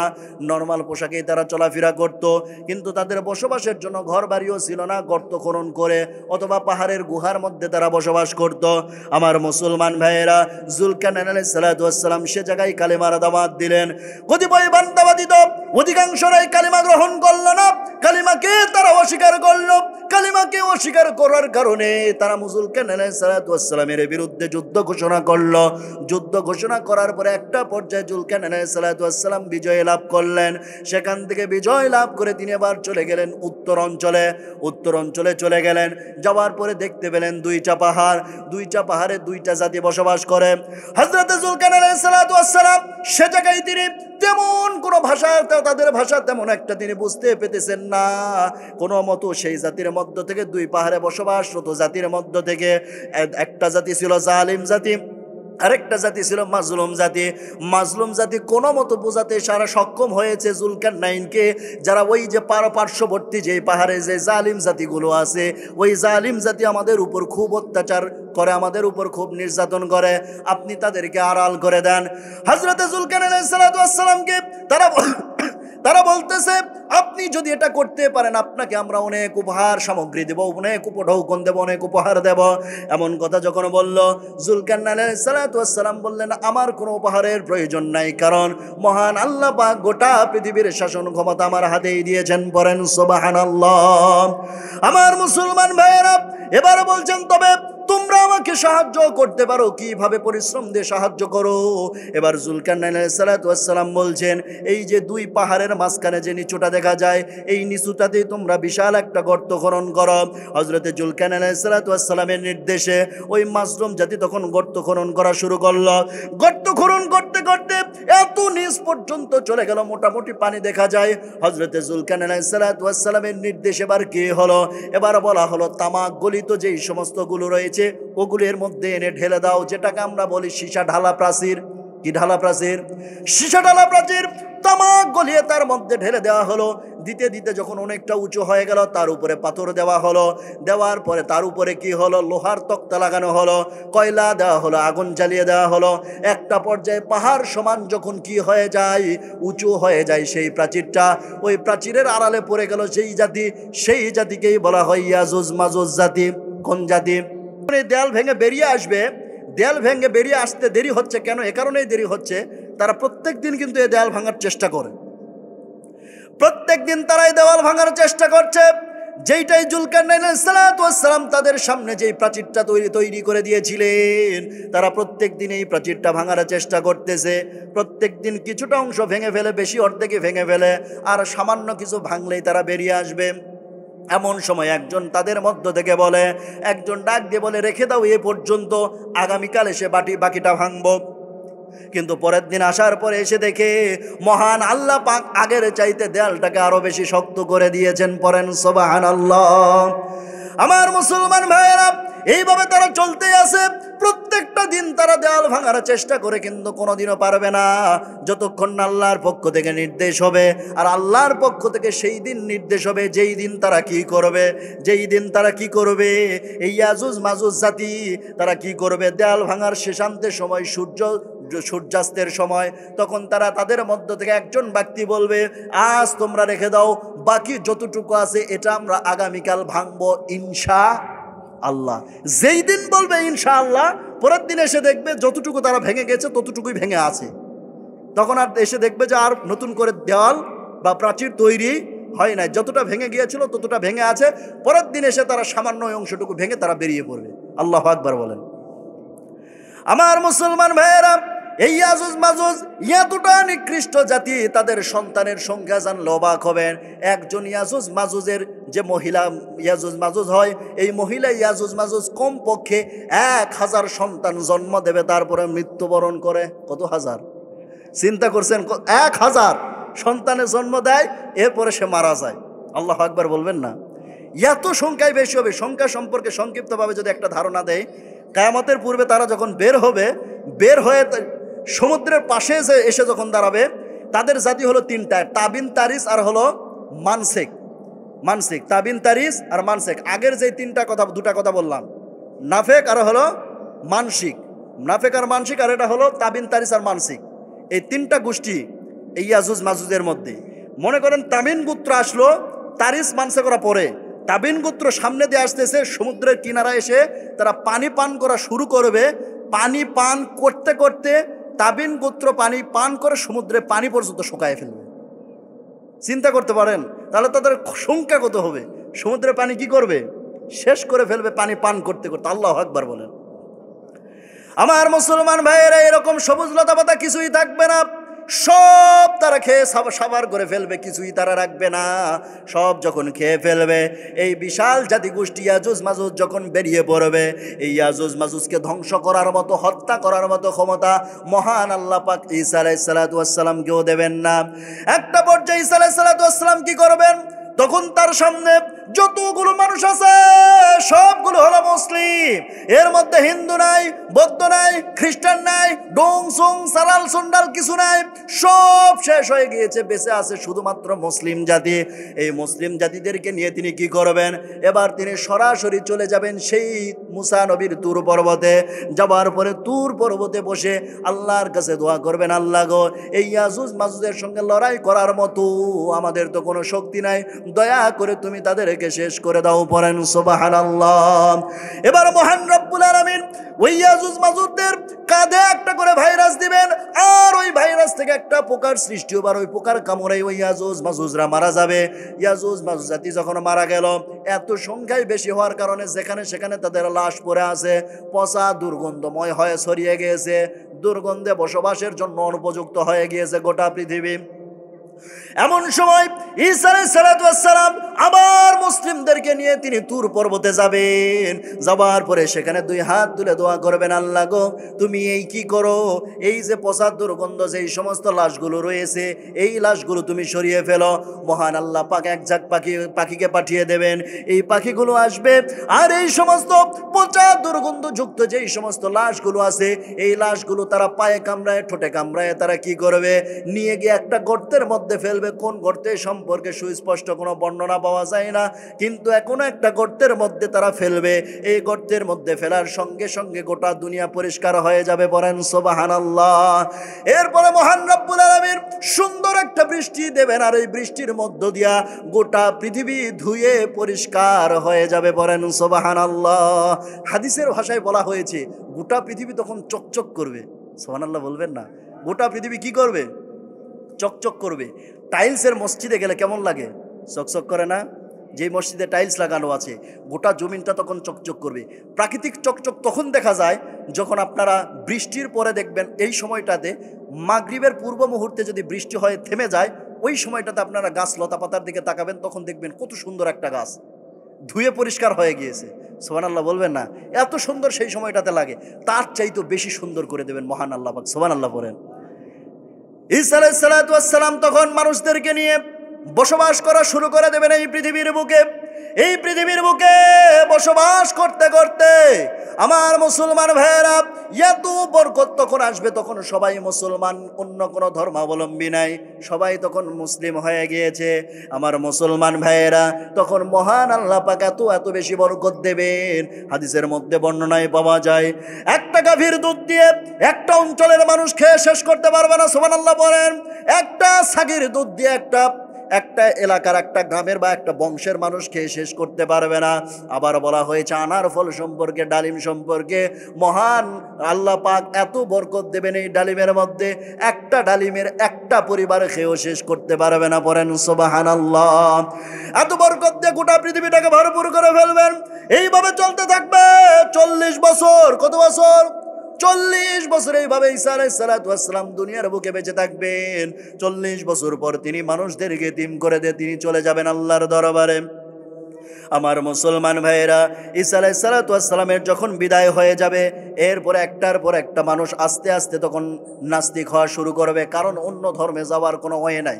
কারণ এখন ইহুদি তৈরি হচ্ছে ইহুদিদের কাছে গিয়ে, খ্রিস্টান তৈরি হচ্ছে খ্রিস্টানদের কাছে গিয়ে, অন্য ধর্মাবলম্বী তৈরি হচ্ছে অন্য ধর্মাবলম্বীদের কাছে গিয়ে। কিন্তু সেই সময় মুসলিম জাতিকে অন্য ধর্মান্তরিত করার কোনো সুযোগ থাকবে না, কারণ অন্য কোনো ধর্মের অনুসারী থাকবে না, শুধু থাকবে কোরআন। তো এই কারণে মানুষজন আস্তে আস্তে নাস্তিকে হয়ে যাবে। একটা সময় বলা শুরু করবে যে আল্লাহই নাই, নাউজুবিল্লাহ বলবেন না। একটা সময় কি বলবে? আল্লাহই নাই। রাস্তার মধ্যে অ্যাভেলেবেল ভাবে জানা করবে, ওপেন, কেউ কিছু বলার থাকবে না। এইভাবে যখন একটার পর একটা যখন পাপাচার কাজের মধ্যে মানুষ লিপ্ত হয়ে যাবে, তখন মহান আল্লাহ পাক গজব নাজিল করা শুরু করবেন, বড় বড় যেগুলো।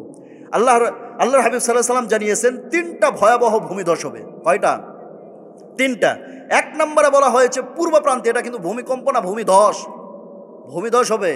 1 নম্বরে পূর্বাঞ্চলে হবে, 2 নম্বরে পশ্চিম প্রান্তে হবে, আর 3 নম্বরে বলা হয়েছে মধ্যপ্রাচ্যে তথা আরব উপদ্বীপের মধ্যে হবে।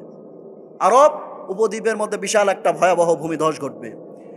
আমার মুসলমান ভাইয়েরা, এইরকম ভূমিধস ঘটবে, ভূমিধস হয়ে সব শেষ হয়ে যাবে। এরপর আসতেছে 7 নম্বরে কিয়ামতের আলামত, সেটা হলো আকাশ থেকে ধোঁয়া নেমে আসবে। এই আকাশ থেকে যখন ধোঁয়া নেমে আসবে, এই ধোঁয়া নেমে আসার সঙ্গে সঙ্গে কি হবে? এই ধোঁয়া থাকবে 40 দিন। জবান খুলে বলেন কয়দিন? 40 দিন পর্যন্ত এই ধোঁয়া পৃথিবীতে অবস্থান করবে। এই 40 দিন ধোঁয়া অবস্থান করবে।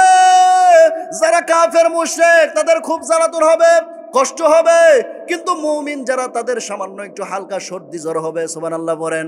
এই ধোঁয়ার মধ্য দিয়ে চিহ্নিত হয়ে গেল। এই হলো 7 নাম্বার।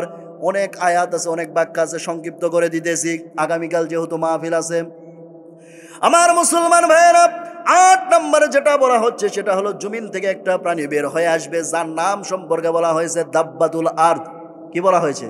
দাব্বাতুল আরদ। এই প্রাণীটি যখন বের হবে, এই প্রাণীটি বের হয়ে কি করবে? তার হাতে এক হাতে থাকবে হযরতে সুলাইমান আলাইহিস সালাতু ওয়াস সালামের আংটি, আরেক হাতে থাকবে মূসা আলাইহিস সালাতু ওয়াস সালামের লাঠি। মূসা আলাইহিস সালাতু ওয়াস সালামের লাঠি, এই 2টা জিনিস মহান আল্লাহ পাক তার হাতে দেবেন। আংটি থাকবে সুলাইমানেরটা, আর লাঠি থাকবে মূসা নবীরটা। তিনি যখন প্রকাশিত হবেন, গোটা পৃথিবী তিনি সফর করবেন মাত্র 7 দিনে। কয় দিনে?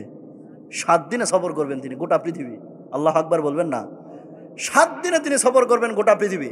শুধু সফর করেই তিনি ক্ষান্ত নয়, বরং প্রত্যেকটা মানুষের সামনে যাবেন। এই 7 দিনের মধ্যে মানুষের সামনে যাবেন, যাওয়ার পরে তিনি মানুষের কপালে লাঠি ধরবেন। এই লাঠি ধরার সাথে সাথে যারা মুমিন তাদের চেহারা উজ্জ্বল হয়ে যাবে, আর যারা কাফের, মুশরিক, মুনাফিক তাদের চেহারাকে মহান আল্লাহ পাক কুৎসিত বানিয়ে দেবেন। আল্লাহু আকবার বলবেন না? তাদের চেহারা কি করবেন? কুৎসিত বানিয়ে দেবেন, তাদের চেহারাটাকে নষ্ট করে দেবেন, বিকৃত করে দেবেন। এই দাব্বাতুল আরদ, এই জমিনের নিচের প্রাণী, এই প্রাণীটি বের হয়ে তখন মানুষদেরকে ভাগ করে দেবে যে এই মানুষগুলো হলো মুমিন আর এই মানুষগুলো হলো কাফের। তখন আর বলা লাগবে না, কে ইসলামিক দল করে আর কে ইসলাম বিরোধী করে, ঠিক না বেটি? তখন আর বলা লাগবে না যে আসলে আমরা ইসলামের পক্ষে না দেশের পক্ষে না কার পক্ষে, তখন এমনি প্রমাণ হয়ে যাবে। সুবহানাল্লাহ বলেন। তখন এমনি প্রমাণ হয়ে যাবে। আমার মুসলমান ভাইয়েরা, এই দাব্বাতুল আরদ বের হয়ে মাত্র 7 দিনের মধ্যে প্রত্যেকটা মানুষের কাছে যাবে। মানুষ দেখবে যে আমার কপালে লাঠি ঠেকালো, সামনে চলে গেছে, ঠেকে সামনের দিকে চলে গেছে, এই জায়গায় অবস্থান করতেছে না, চলে গেছে। আমার মুসলমান ভাইয়ের 8 নম্বর আলামত এটা। 9 নম্বর আলামত হচ্ছে সূর্য পশ্চিম দিক থেকে উঠবে। কোন দিক থেকে? পশ্চিম দিক থেকে উঠবে। এতদিন পর্যন্ত আমরা জানি, আমরা দেখতেছি কি হচ্ছে, পূর্ব দিক থেকে সূর্য উঠতেছে, কিন্তু একটা সময় হবে পশ্চিম দিক থেকে সূর্য উদিত হবে। আমার মুসলমান ভাইয়েরা, আমরা যখন এই কথাগুলো বলি মানুষজন তখন বিশ্বাস করে না, কিন্তু নাসা যখন বলে, নাসা বলার সঙ্গে সঙ্গে তারা বিশ্বাস করে নেয়। নাসা এখন বলতে চান নিগত এবং বার্ষিক গতিতে বিশাল একটা পরিবর্তন এসে গিয়েছে। এই যে বিশাল একটা পরিবর্তন এসে গিয়েছে, নাসা বলতেছে যে কোনো মুহূর্তে এই যে পৃথিবী আছে এবং সূর্য আছে সব উল্টা দিকে ঘোরা শুরু করবে। পড়েন আল্লাহু আকবার। সব কি করবে? উল্টা দিকে ঘোরা শুরু করবে। পৃথিবী ঘোরে না, সূর্য ঘোরে। হ্যাঁ, আমরা পৃথিবী বিখ্যাত বিজ্ঞানীদের নাম শুনেছি, যত বড় বড় পৃথিবী বিখ্যাত বিজ্ঞানীদের আমরা নাম শুনেছি। সেই সমস্ত বিজ্ঞানীরা যেই তথ্যগুলো দেন সেগুলো কি তাদের গবেষণার তথ্য না কোরআন থেকে চুরি করা? বলেন। কোরআন থেকে চুরি করা। তারা যে তথ্য দেয় সব তথ্য কোরআনের মধ্যে আছে। সুবহানাল্লাহ বলেন। বিজ্ঞানী আলবার্ট আইনস্টাইন তিনি তথ্য দিয়েছেন। তিনি কি তথ্য দিলেন? বিজ্ঞানী আলবার্ট আইনস্টাইন তিনি তথ্য দিয়েছেন আপেক্ষিক তত্ত্ব, force of gravitation, force of expansion, সম্প্রসারণ শক্তি এবং সংকোচন শক্তি। এই তথ্যটা তিনি দিয়ে জগৎ বিখ্যাত বিজ্ঞানীতে রূপ নিয়েছেন। অথচ তিনি যেই তথ্যটা দিয়েছেন সেই তথ্য দেবার ১৫০০ বছর পূর্বে মহান আল্লাহ পাক জানিয়েছেন, ওয়াস-সামাআ বানাইনাহা বিআইদিন ওয়া ইন্না লামুসিউন।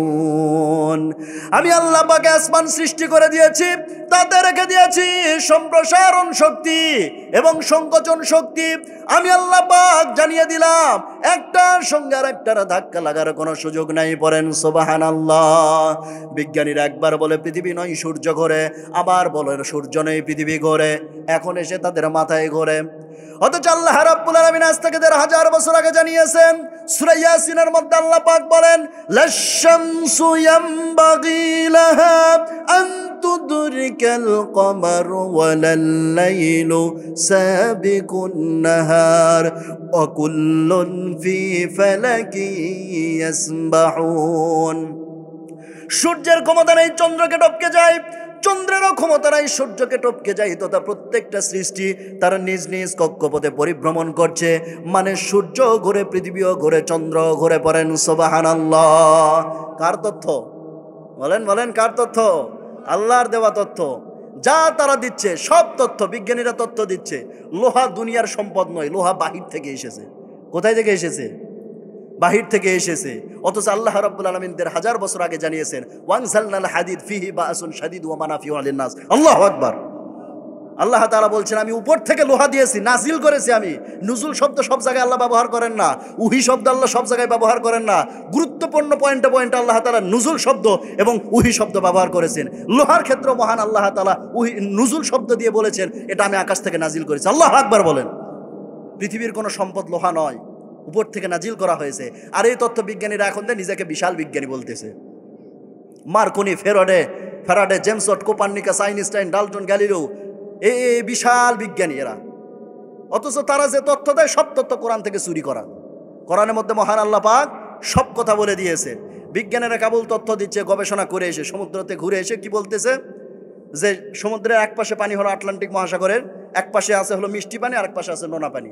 অথচ কোরআনুল কারীমের সূরা রহমানের মধ্যে আল্লাহ অনেক আগেই বলেছেন, মারজাল বাহরাইনি ইয়ালতাকিয়ান বাইনাহুমা বারযাখুল লা ইয়াবগিয়ান। মহান আল্লাহ পাক জানিয়েছেন, লবণাক্ত পানির ক্ষমতা নাই মিষ্টি পানিকে লবণাক্ত পানি বানায়, মিষ্টি পানির ক্ষমতা নাই লবণাক্ত পানিকে মিষ্টি পানি বানায়। আল্লাহু আকবার বলেন। তাহলে বিজ্ঞানীরা যে তথ্য দিচ্ছে সেগুলো কি তাদের তথ্য না কোরআন থেকে? কোরআন থেকে। সুবহানাল্লাহ বলবেন না? আমার মুসলমান ভাইয়েরা, তাহলে যে কথা বলতেছিলাম, সূর্য পশ্চিম দিক থেকে উঠবে। এই রাতটাকে কয়েকটা দিনের সমান করা হবে। এই রাতটাকে কয়েকটা দিনের সমান যখন করে দেওয়া হবে, মানুষজন ক্ষুধা লাগবে, মানুষজনের প্রচণ্ড ক্ষুধা লাগবে। এই ক্ষুধা লাগার কারণে ছটফট করবে।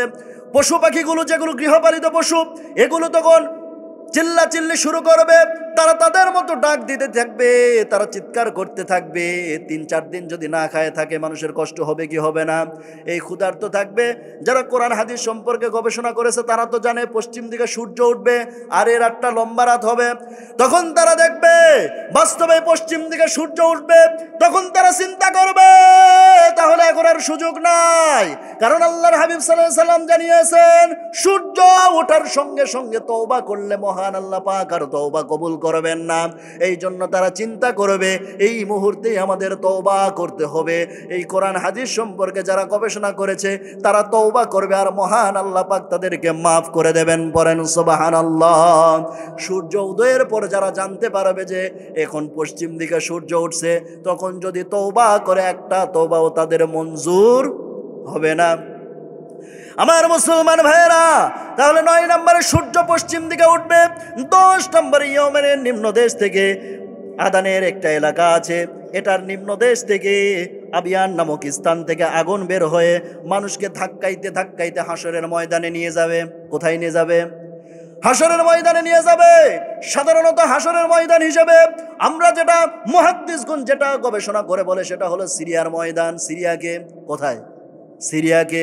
এই সিরিয়াতে মূলত হাসরের ময়দান মুহাদ্দিসগণ গবেষণা বলছেন আমার মুসলমান ভাইয়েরা, গোটা পৃথিবীর সমস্ত মানুষগুলোকে চতুর্দিক থেকে আগুন গোল করে দাওরানি দিতে দিতে দিতে দিতে নিয়ে আসে সিরিয়ায় দাঁড় করিয়ে দেবে। আমার মুসলমান ভাইয়েরা, কিভাবে আগুন আসবে? এই সামনের দিক থেকে দেখবে মানুষ আগুন আসতেছে, আগুনের উত্তাপ সহ্য করতে না পেরে মানুষ যখন সামনের দিকে যেদিকে আগুন নাই সেদিকে দৌড়াচ্ছে, আগুনও পেছনে পেছনে আসতেছে। তবে হ্যাঁ, যে জায়গায় গিয়ে রাত হবে সে জায়গায় বিশ্রামের সুযোগ দিয়ে আগুন দাঁড়িয়ে থাকবে। আল্লাহু আকবার বলেন। নির্দেশ কার? আল্লাহর নির্দেশে আগুন তখন এইভাবে ধাওয়া করতে করতে শেষ পর্যন্ত সিরিয়ায় নিয়ে গিয়ে যখন দাঁড় করিয়ে দেবে, সিরিয়ায় গিয়ে যখন সমস্ত মানুষগুলো দাঁড়িয়ে যাবে, তখন সেখান থেকে আগুন উধাও হয়ে যাবে, আর আগুনকে দেখা যাবে না। পড়েন সুবহানাল্লাহ। এরপরে সেখান থেকে কিছু মানুষ ছিটকে অন্য জায়গায় চলে যাবে, আবার কিছু কিছু মানুষ, বেশিরভাগ মানুষই ওখানে অবস্থান করবে, কম সংখ্যক মানুষ সেখান থেকে দূরে সরে যাবে।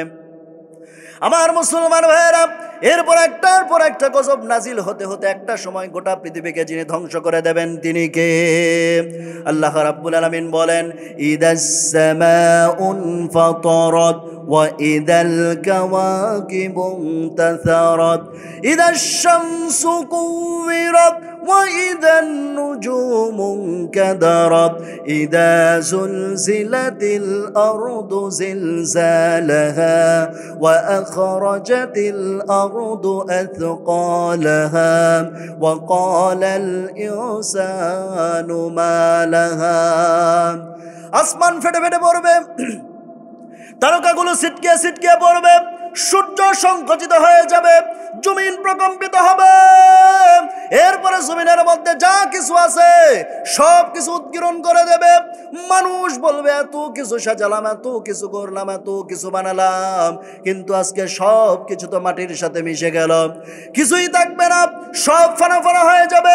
মহান রব্বুল আলামিন বলেন, কুল্লু মান আলাইহা ফানি ওয়া ইয়াবকা ওয়াজহু রাব্বিকা যুল জালালি ওয়াল ইকরাম ফাবিআইয়ি আলাই রাব্বিকুমা তুকাযযিবান। আমার মুসলমান ভাইয়েরা, সব ফানা ফানা হয়ে যাবে, টুকরো টুকরো হয়ে যাবে, ডিস্ট্রয় হয়ে যাবে। কেবলমাত্র শুধুমাত্র একমাত্র যিনি ঠিক থাকবেন তিনি কে? আল্লাহ পাক ঠিক থাকবেন, বাকি সব কি হয়ে যাবে? ধ্বংস হয়ে যাবে, কিছুই থাকবে না, সব মাটির সাথে সব তখন তুলা হয়ে উঠতে থাকবে। আহ্নিক গতি, বার্ষিক গতি, সম্প্রসারণ শক্তি, সংকোচন শক্তি, সব শক্তিকে আল্লাহ তাআলা ধ্বংস করে দেবেন। তখন কি হবে? মাটির এই যে আমরা যে দাঁড়িয়ে আছি পৃথিবীর বুকে, এটা কেন? এই যে সম্প্রসারণ শক্তি এবং সংকোচন শক্তি, এই দুই শক্তির মধ্য দিয়ে মহান আল্লাহ পাক কিন্তু আমাদেরকে পৃথিবীর বুকে অবস্থান করাচ্ছেন। এই শক্তি যদি না থাকতো চাঁদের দেশের মতো হয়ে যেতাম। কথা বোঝা যায়?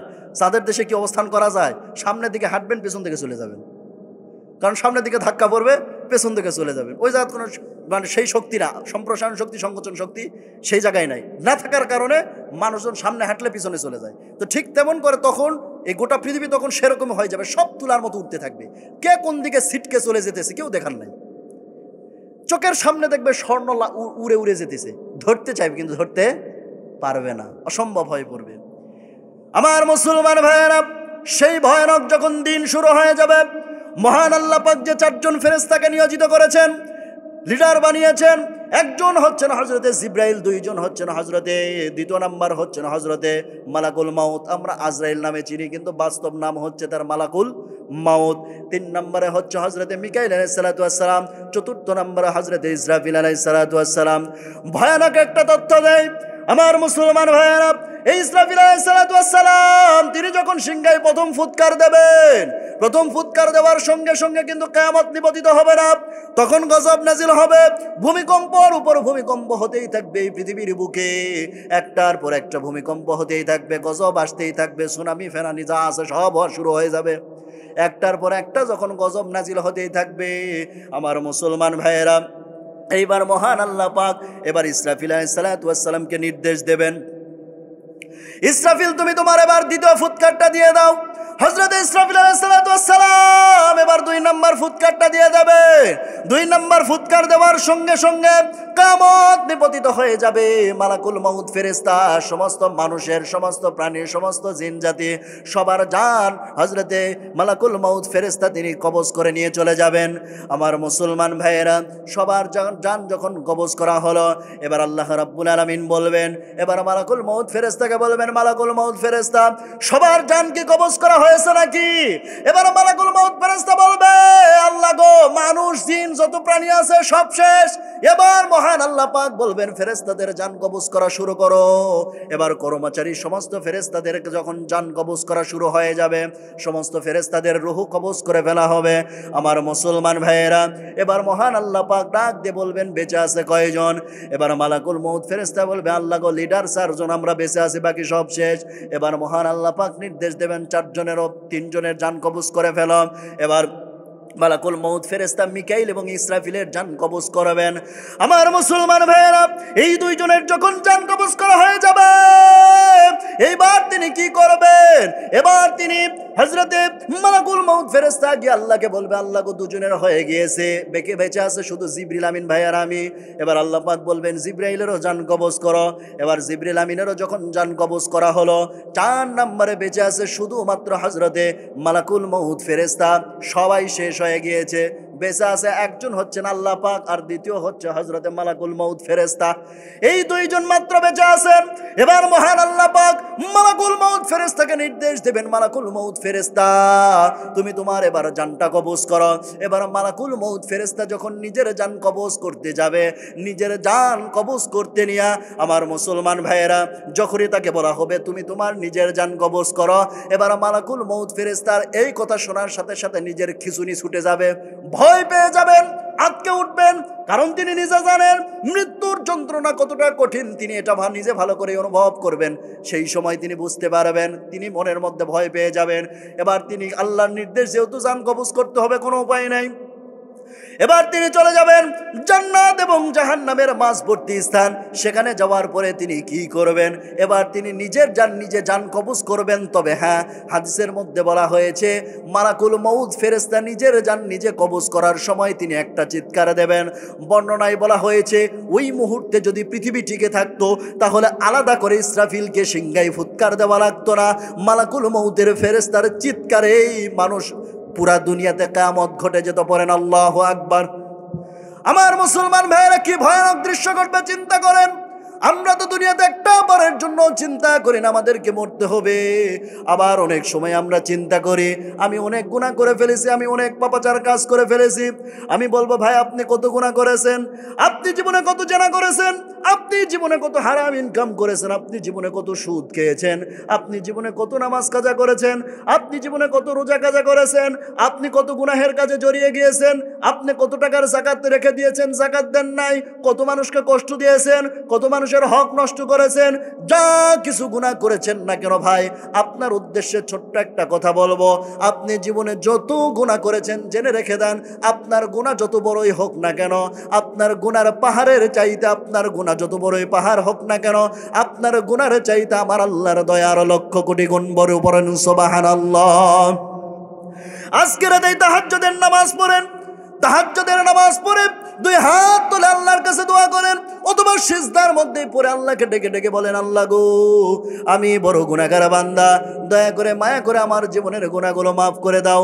আমি অনেক পাপ করে ফেলেছি আল্লাহ, আমি হারাম টাকার অনেক খেয়ে ফেলেছি, আমি সুদের টাকা খেয়ে ফেলেছি, আমি ঘুষের টাকা নিয়ে ফেলেছি। আল্লাহ গো, এত গুনাহ করে ফেলেছি, তুমি যদি মাফ না করো, দ্বিতীয় কোনো দরজা নাই, যেই জায়গায় গিয়ে আমি মাফ চাইবো গো মাবুদ। আল্লাহর কাছে এইভাবে যদি প্রার্থনা করতে পারেন, আল্লাহর কাছে যদি এইভাবে ক্ষমা চাইতে পারেন, আমার আল্লাহর দয়া অবশ্যই অবশ্যই আপনাকে ক্ষমা করে দেবেন। পড়েন সুবহানাল্লাহ। এই জন্য আল্লাহর কাছে ক্ষমা চাওয়ার দরকার আছে না নাই? আমরা ক্ষমা চাইবো তো ইনশাআল্লাহ। আমার মুসলমান ভাইয়েরা, সংক্ষিপ্ত করে শেষ করে দিচ্ছি। আমার বন্ধুগণ, 11:30 প্লাস, কত 11:30 প্লাস। আবার যে হাসরের ময়দানে যখন মানুষজন দাঁড়াবে, বাবা তার সন্তানকে পরিচয় দেবে না। একটু মনে মনে চিন্তা করবেন এটা, যে আপনার বাবা আপনাকে পরিচয় দেবে না। যে বাবা আপনার জন্য সব করতে প্রস্তুত, সে বাবা আপনার পরিচয় দেবে না। আপনি আপনার সন্তানের জন্য আপনি সব করতে প্রস্তুত, অথচ সেই সন্তান আপনার পরিচয় দেবে না। চিন্তা করতে পারেন কতটা কঠিন পরিস্থিতি। যে স্ত্রীর জন্য আপনি হালাল হারাম উপার্জন মানতেছেন কি মানতেছেন না, সেই স্ত্রী আপনাকে সেই দিন পরিচয় দেবে না, বলবে যে আমার বিয়েই হয়নি। কি বলবে? আমার বিয়ে হয়নি। সন্তান যখন যায় পরিচয় দেবে যে মা তুমি একটা নেকি আমাকে দাও, তখন বলবে আমার কিসের সন্তান তুই, আমার তো দুনিয়ার বুকে বিয়ে হয়নি। চিন্তা করেন কতটা কঠিন পরিস্থিতি হবে। সেই কঠিন পরিস্থিতিতে আমাকে যিনি সাহায্য করতে পারেন তিনি কে? আল্লাহ পাক। সেই কঠিন ময়দানটা কেমন কঠিন হবে একটু ভাবেন। পায়ের নিচে হবে তামার ময়দান। কিসের ময়দান? তামার ময়দান। কেন তামার ময়দান হবে? তাপ সহ্য করার মতো দুনিয়াতে যা কিছু আছে সবচাইতে শক্তিশালী তাপ সহ্যকারী উপাদান কোনটা? এ তামা। সবচাইতে তামা। মাটি লোহা এদের চাইতে সবচাইতে বেশি তাপ সহ্য করতে পারে মাটি লোহার চাইতে তামা। এই তামা তখন তামার ময়দান হয়ে যাবে। সূর্য থাকবে মাত্র মাথার 4 হাত উপরে। কত হাত? 4 হাত উপরে সূর্য থাকবে, মাথার 4 হাত উপরে। আর সূর্যের মুখ থাকবে তখন 12টা। এখন পৃথিবীতে সূর্যের মুখ আছে হলো একটা, তা আবার উল্টো মুখ করে দেওয়া আছে। বর্ণনা যেভাবে আছে উল্টো মুখ করে দেওয়া আছে। উল্টো মুখ করে এতটা দূরে আছে সূর্য। সেই সূর্যের তাপ চৈত্র মাসে গিয়ে কি কষ্ট লাগে মাঠের মধ্যে গিয়ে দাঁড়ায় থাকতে। 10টা ঘন্টা দাঁড়ায় থাকবেন, আপনাকে হসপিটালে আনতে বাধ্য হবে মানুষের। এই রোদের মধ্যে, এই মাথা গরম করা রোদের মধ্যে এত কষ্ট করে তখন কি হবে? হাদিসের বর্ণনায় আসছে এই রোদের উত্তাপের কারণে মাথার মগজগুলো গলে কান আর নাক দিয়ে বের হতে থাকবে। আপনি আপনার বাড়িতে আগুন, ওই যে মোমবাতিতে আগুন জ্বালাবেন, সেখানে একটা আঙ্গুল দেবেন, দেবার পরে চিন্তা করবেন যে কিছুক্ষণ ধরে রাখা যায় কিনা। 1টা সেকেন্ড ধরে রাখবেন। 1টা সেকেন্ড, বেশি না, আমি বলতেছি না 10-15 সেকেন্ড, মাত্র 1 সেকেন্ড ধরে রাখবেন, কেমন যন্ত্রণা লাগে। 1টা সেকেন্ড ধরে রাখবেন, কেমন যন্ত্রণা লাগে। এই দুনিয়ার আগুনের এই তাপ। জাহান্নামের আগুন সম্পর্কে বলা হয়েছে, জাহান্নামের আগুন শরীরের যে অঙ্গেই লাগুক না কেন সরাসরি আগে কলিজা পুড়ে যাবে। কি পুড়ে যাবে? কলিজা পুড়ে যাবে। বিদ্যুতের শক খেয়েছেন কারা কারা? একটু হাত তোলেন তো। বিদ্যুতের জীবনে একবার হলেও শক খেয়েছেন? 1, 2, 3, 4, 5, 6, 7, মোটামুটি আলহামদুলিল্লাহ বেশ কয়েকজনে খেয়েছেন, আলহামদুলিল্লাহ। আমিও ইতিমধ্যে 1বার নয় 2বার নয়, মোটামুটি 8বার বিদ্যুতের শক খেয়েছি। কয়বার? 8বার। এরপরে আল্লাহ পাক হায়াতে বেঁচে রেখেছেন, এই জন্য আসতে পেরেছি, আলহামদুলিল্লাহ বলেন। তো এই বিদ্যুতের শক যারা খেয়েছেন তারা একটু বলেন তো, যখন হাতে বা পায়ে বিদ্যুতের শক লেগেছে তখন আঘাতটা আগে কোথায় লেগেছে? আঘাতটা কোথায় লেগেছে বলতে পারবেন? না, ভালো মতো তাহলে আপনারা খান নাই। বিদ্যুতের শক সরাসরি লাগলে আঘাতটা লাগে মাথায়। মাথা ভারী হয়ে যায়। মাথা কি হয়? ভারী হয়ে যায়। বিশ্বাস না হাত দিয়ে দেখেন, মাথা কি হয়ে যায়? ভারী হয়ে যাবে। ওখান থেকে শিক্ষাটা যে বিদ্যুতের তাপ যেখানেই লাগুক আগে কি হয়? মাথাতে আঘাত করে। আর জাহান্নামের আগুন সম্পর্কে বলা হয়েছে, জাহান্নামের আগুন যেখানেই লাগুক আগে কলিজা পুড়ে ছাই হয়ে যাবে। নাউজুবিল্লাহ বলেন। সে জাহান্নাম থেকে বাঁচার দরকার আছে না নাই? আমরা সারা জীবন ওয়াজ শুনেছি জান্নাতের মধ্যে 4টা নদীর পানি। 1 নম্বরে দুধের নদী, 2 নম্বরে থাকবে মদের নদী, 3 নম্বরে থাকবে মধুর নদী, আর 4 নম্বরে কি থাকবে? 1 নম্বরে থাকবে দুধের নদী, 2 নম্বরে থাকবে মধুর নদী, 3 নম্বরে থাকবে মিনারেল ওয়াটার, একবারে স্বচ্ছ পানি, আর 4 নম্বরে থাকবে সেটা হলো শরাব, মদ। কি? মদ। এখন চিন্তা করতে পারেন হুজুর জান্নাতে যেহেতু মদ আছে তাহলে দুনিয়াতেও মদ খাওয়া যায় না। এই মদ আর দুনিয়ার মদ আর জান্নাতের মদ এক না। দুনিয়ার মদ খাইলে মানুষের শারীরিকভাবে অসুস্থ হয়, দুনিয়ার মদ খাইলে মাতলামি আসে, কিন্তু জান্নাতের মধ্যে যে মদ দেওয়া হবে এই মদ খাইলে কেউ কখনো মাতলামি করবে না, বরং মহান আল্লাহ পাক তার শারীরিক শক্তি আরো বৃদ্ধি করে দেবেন। পড়েন সুবহানাল্লাহ। আমার মুসলমান ভাইয়েরা, আমি আমার ভাষায় বলি এটা মদ নয়, এটা হলো এক প্রকারের শরবত বলা যায়। এটা আমি আমার ভাষায় বলছি, কোরআন হাদিস না, আমি আমার ভাষায় বলছি শরবত। শরবত খাইলে কি হয়? শরীরের শক্তি বাড়ে না কমে? বেড়ে যায়। তাহলে জান্নাতে থাকলে 4টা। এবার আসেন জাহান্নামের মধ্যেও থাকবে 4টা পানি। 1 নম্বরে থাকবে কি হবে? হামিম, ফুটন্ত পানি। 2 নম্বরে থাকবে গসাক, 3 নম্বরে থাকবে গিসলিন, 4 নম্বরে থাকবে মহল। 1 নম্বরে হামিম তথা ফুটন্ত পানি, 2 নম্বরে গসাক তথা ভূমি, 3 নম্বরে গিসলিন তথা পচা রক্তপুঞ্জ, আর 4 নম্বরে কি হবে? মহল তথা পোড়া তেল। এই পানিও যখন জাহান্নামী বান্দারা আগুনে পুড়তে পুড়তে অতিষ্ঠ হয়ে যাবে, ক্লান্ত হয়ে যাবে, অসহ্য হয়ে যাবে, ডাক দিয়ে বলবে আল্লাহ গো একটু পানির ব্যবস্থা করে যাও। মহান আল্লাহ পাক সঙ্গে সঙ্গে 4টা পানির ব্যবস্থা করে দিবে। আর এই 4টা পানি পান করার সঙ্গে সঙ্গে হজম পেটে যাওয়া তো দূরের কথা, আমার মুসলমান ভাইয়েরা, এই পানি গলাতে আসার সঙ্গে সঙ্গে গলার নলি, এই যে চামড়া, এই রগ ছিঁড়ে ছিঁড়ে গলে গলে সব ছিটকে বের হয়ে যাবে। বলেন নাউজুবিল্লাহ। আল্লাহর কাছে দোয়া করি আল্লাহ তাআলা আমাদের প্রত্যেককে জাহান্নাম থেকে বাঁচায় দেন। পড়েন আমিন। আমার মুসলমান ভাইরা, তাহলে আজকে যে আলোচনার মধ্যে যে কয়েকটা কথা বলেছি, 1 নম্বর আলোচনার মধ্যে গুরুত্বপূর্ণ কয়েকটা কথা বলেছি। 1 নম্বর কথা হচ্ছে, সেটা হলো জীবনের লক্ষ্য উদ্দেশ্য আমাদের হতে হবে জান্নাত। জীবনের লক্ষ্য উদ্দেশ্য কি হতে হবে? জান্নাত। 2 নম্বরে হতে হবে আমাদেরকে কি শিক্ষা ব্যবস্থার পরিবর্তন আনতে হবে। সন্তানদেরকে কোরআন শিক্ষা করানোর দরকার আছে না নাই? আছে। ছেলে মেয়েদেরকে মাদ্রাসায় দেওয়ার দরকার আছে না নাই? আমি মাঝে মধ্যে একটা এক্সাম্পল দিই, সেটা হলো গ্রামের মানুষ যারা রাতের বেলা ভাত খাওয়ার পরে পাতিলের তলায় যতটুকু ভাত বাঁচে না কেন, সকালবেলা কিন্তু আবার খায়। খায় কি না?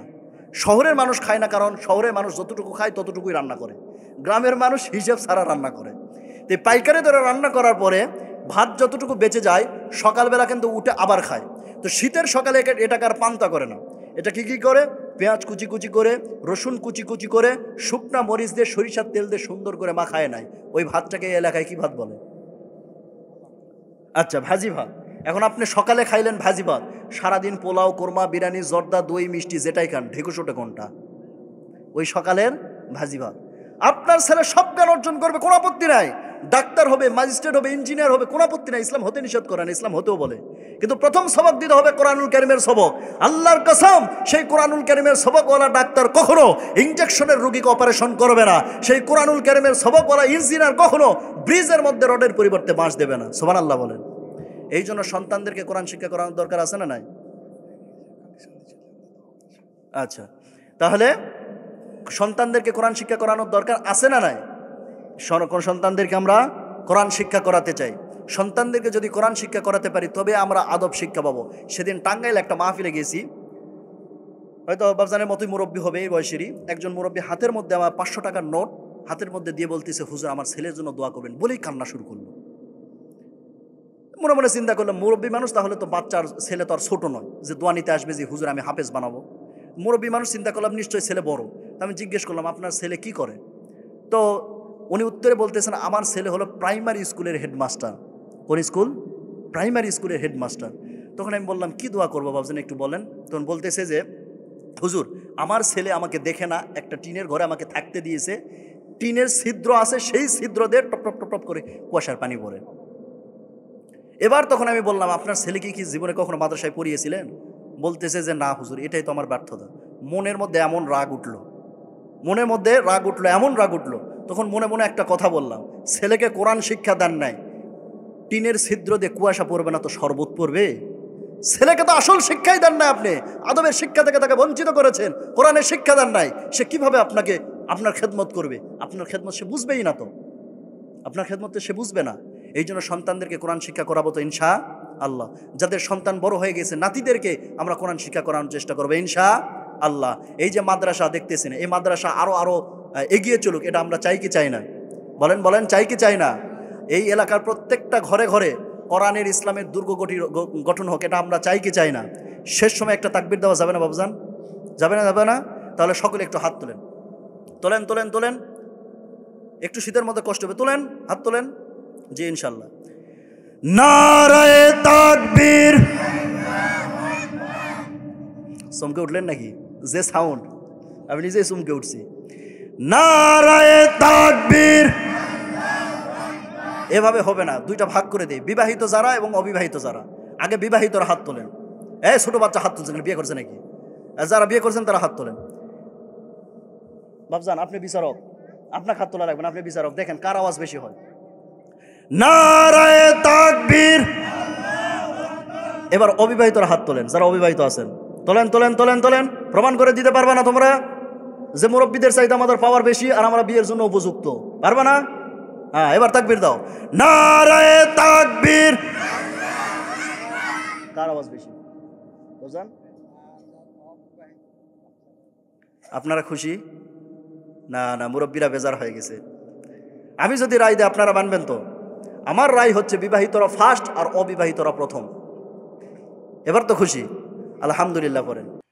ربنا ظلمنا أنفسنا وإن لم تغفر لنا وترحمنا لنكونن من الخاسرين رب آتنا في الدنيا حسنة وفي الآخرة حسنة وقنا عذاب النار رب ارحمهما كما ربياني صغيرا وقل رب ارحمهما كما ربيانا صغيرا وربنا هب لنا من أزواجنا وذرياتنا قرة أعين واجعلنا للمتقين إماما اللهم إني أعوذ بك من البراس والجنون والجزام من سيء الأسقام اللهم اهدنا الصراط المستقيم اللهم إياك نعبد وإياك نستعين اللهم حاسبني حسابا يسيرا ربي زدنا علما ربي اشرح لي صدري ويسر لي أمري واحلل عقدة من لساني يفقهوا قولي ربي يسر ولا تعسر وتمم علينا بالخير اللهم اجعلني صبورا واجعلني شكورا واجعلني في عيني صغيرا في عين الناس كبيرا